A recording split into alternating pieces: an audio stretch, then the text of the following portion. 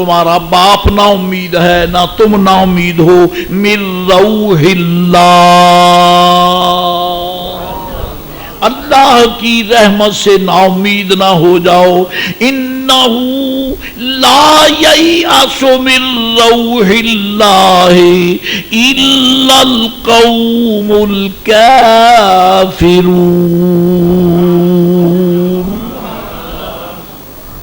اللہ تعالیٰ کی رحمت سے کافر نا امید ہوتے ہیں. تو بحث اس بات پہ نقطے پہ ہو رہی ہے کہ صفت اور موصوف جو دوسری آیت ہے نا، پہلی آیت میں حال ذو الحال ہے کہ صاحب حال کا تصور نہیں ہو سکتا حال کے بغیر، لیکن دوسری میں صفت موصوف ہے. ہو سکتا ہے کہ صفت معیاری نہ ہو اور موصوف ہو، لیکن اس میں یہ کیا ہے، ہو سکتا ہے جب موصوف موجود ہے یعنی ایمان والا موجود ہے، اگر اس میں صفت عمل صالح کی کمی بھی ہو تو اللہ فرماتا ہے لا تقنطوا من رحمت اللہ، نا امید نہ ہونا. ہاں کافر کو رب نے یہ نہیں کہا، ایمان والوں کو کہا ہے. کافر تو ہیں ہی نا امید اور مسلمان ہیں ہی پر امید، کیوں تمہارے پاس ایمان جو ہے. اور یہاں ایک نکتہ بیان کیا ہے مفتی اعظم اہل سنت حکیم الامت مولانا مفتی احمد یار خان گجراتی رحمۃ اللہ علیہ نے. وہ کیا فرماتے ہیں؟ اللہ تعالیٰ جل مجد العظیم ارشاد فرماتا ہے وَلَا يَشْفَعُونَ إِلَّا لِمَنِ ارْتَضَىٰ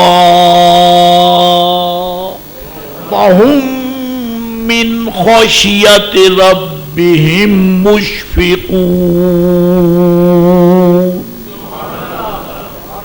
اللہ تعالیٰ ارشاد فرماتا ہے وَلَا يَشْفَعُونَ إِلَّا لِمَنِ ارْتَضَىٰ کہ ملائکہ اہل اللہ قیامت کے دن شفاعت نہیں کریں گے مگر ان کی جن کو اللہ پسند کرے. ان کی شفاعت فرمائیں گے جن کو اللہ.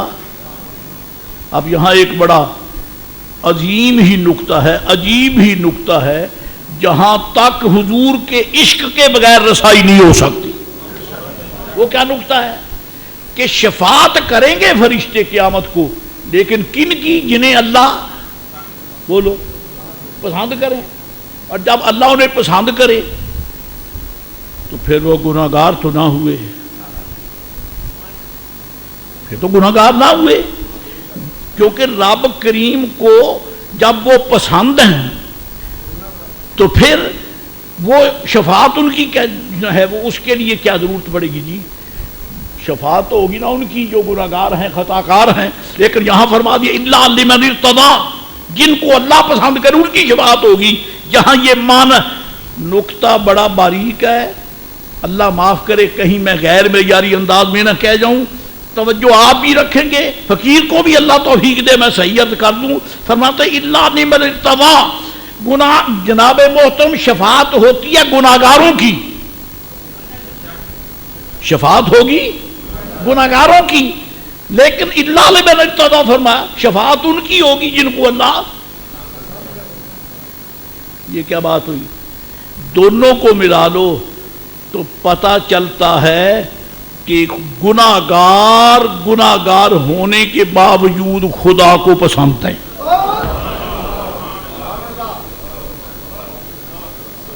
گناہگار ہونے کے باوجود پسند ہے، کیونکہ اگر لمن ارتضیٰ پسند نہیں تو شفاعت کیسی؟ تو شفاعت گناہگاروں کی ہوگی تو لمن ارتضیٰ کیسے؟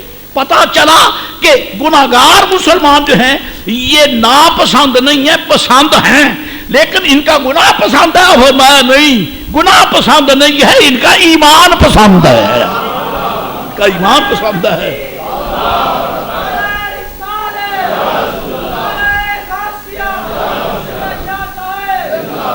جی ان کا ایمان پسند ہے. آخر جب گناہگار محبت میں بیٹھ کر پڑھتا ہے الصلاۃ والسلام علیک یا رسول اللہ، تو اس کی زبان سے یہ جھڑنے والے پھول تو خدا کو پسند ہے نا. اور درخت تو ایسے بھی ہیں جن کو کانٹے ہی کانٹے لگتے ہیں، کانٹے ہی کانٹے لگتے ہیں، ان کا تو پیرا کوئی نہیں دیتا، پیرا اس درخت کا ہوتا ہے جس کو پھول ہی پھول لگتے ہیں، پھول ہی پھول لگتے ہیں، کانٹے ہوں بھی لیکن پھول لگیں تو اس درخت کی حفاظت ہوتی ہے، خطائیں ہوں بھی لیکن ایمان سلامت ہے تو خدا پسند کرتا ہے، خدا پسند کرتا ہے۔ پسند گناہ نہیں، پسند ایمان ہے، جی ایمان پسند ہے۔ آخر انہیں کلمہ تو پڑھا، یہاں وہ حدیثی بیان کروں تو میرے آقا کا ارشاد ہے، میں کیوں بیان نہ کروں، کیوں بیان نہ کروں، مجھے تو بیان کرنا ہوگی۔ میری تو حیثیت ایک کمی کی ہے، ایک ونگاری کی ہے جو اعلان کرتا ہے گاؤں میں، اس کا اپنا تو اعلان نہیں ہوتا، وہ تو قانون والوں کا اعلان ہوتا ہے، وہ تو اس کی ڈیوٹی اعلان کر دو۔ میرے آقا کا کمی ہوں اور اعلان کر رہا ہوں۔ کیا اعلان ہے؟ ایک صحابی رضی اللہ تعالیٰ عنہ، ایک صاحب ایمان، ان سے خطا ہو گئی، حضور کا زمانہ ہے، غلطی ہو گئی، نہیں نام لیتا کہ غلطی کیا ہوئی، یہ نہیں بیان کرتا، غلطی ہو گئی، اور غلطی بھی ایسی ہوئی کہ کوڑوں کی سزا لگی، حد، کوڑوں کی حد لگی، مسئلہ گیا ہے، کچھ وقت گزرا پھر وہی غلطی ہو گئی، پھر حد لگی، کوڑوں کی حد پھر لگی، 2 مرتبہ، تیسری مرتبہ وقت گزرا تو پھر غلطی ہو گئی۔ جب اب کوڑے لگے نا تو ایک صحابی بولے اللہم لعنہ، یا اللہ اس پہ لعنت بھیج، غلطی کرتا ہے، کوڑے کھاتا ہے، پھر شرم نہیں کرتا، کوڑے کھا کھا کے پھر غلطی کرتا ہے، اس پہ لعنت بھیج۔ جب یہ کہا تو سرکار نے رخ اندر اٹھایا، فرمایا لا تعلن ہو، لا تعلن ہو، اس پہ لعنت نہ بھیج۔ اب کیا کہ میں غلطی کر بیٹھا، حضور میں نے تو صرف ان کی اس عادت پہ، فرمایا کیوں لعنت کا کہا ہے، لا تعلن ہو، حضور بالکل وجہ، لیکن وجہ فرمایا فَإِنَّهُ يُحِبُّ اللَّهَ وَرَسُولَهُ، فَإِنَّهُ يُحِبُّ اللَّهَ وَرَسُولَهُ، یہ تو اللہ رسول سے پیار کرتا ہے۔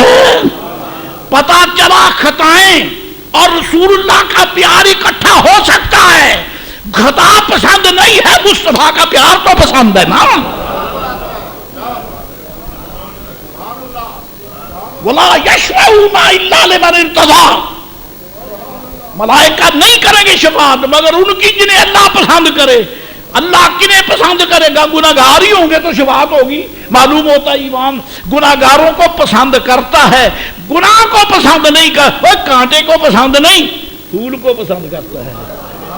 لگتے تو ایک ہی بوٹے کو ہے نا، جہاں پھول لگا وہیں کانٹا، توڑنے والے کو پھول پسند ہے، کانٹے پسند نہیں ہے۔ اللہ تعالیٰ کو بھی گناہ پسند نہیں ہے، مصطفیٰ کے نام کا کلمہ پسند ہے۔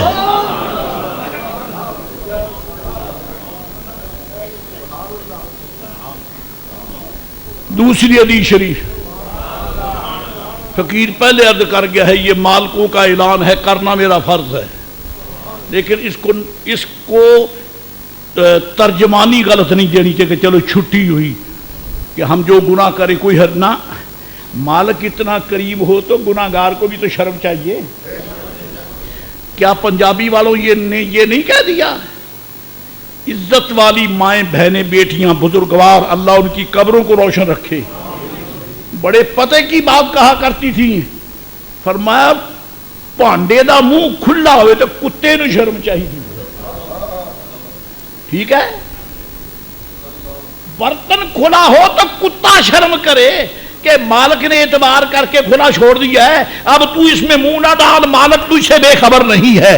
تو اب یہ یہاں مسئلہ نکلتا ہے، اگر اللہ تعالیٰ یہ فرماتا ہے کہ جن کی شفاعت ہوگی وہ مجھے پسند ہیں، تو شرم کر، اس نے تو گناہگاروں کو پسند کر لیا ہے، تو پھر گناہ کر رہا ہے۔